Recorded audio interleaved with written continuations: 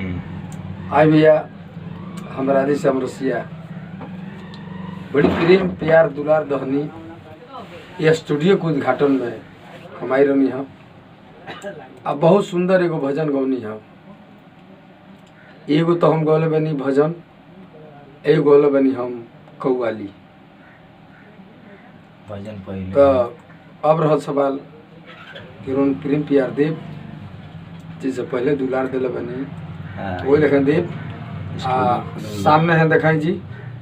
सब सामान दिखाओ। हाय भैया हम राधे श्याम रसिया कोढ़ो मुर्गो पागल बिहार एगो भगवान कन्हैया का भजन गौनी हम झारखंड फिल्म्स के माध्यम से हमारे वरिष्ठ वाणी ऋषि राजी उन्हें स्टूडियो से ये भजन के प्रस्तुति करतानी जैसे पहले प्रेम प्यार रही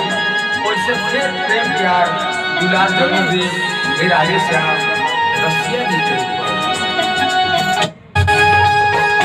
आप ही कुछ बोल दीजिए बोले यार गोड़ पे लगी मैंने काहे छोड़ी के गई गोपाल की मनवा लागे नाई हमार काहे छोड़ी के गई गोपाल की मनवा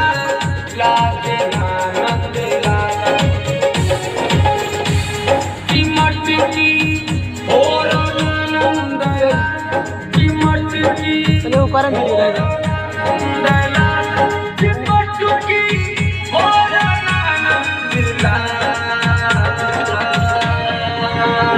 काहे छोड़ी के गई मनवा लागे नहीं हमार मोरी गगरिया कौन लगावेला कोई ना हमरा के तंग करे हो सुनो मदन गोपाल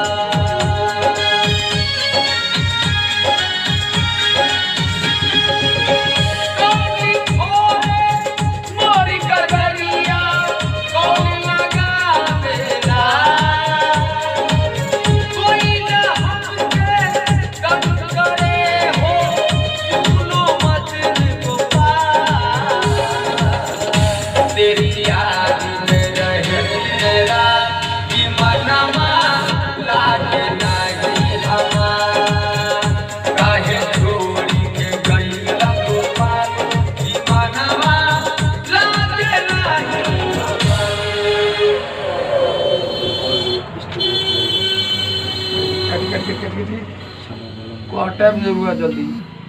हाँ।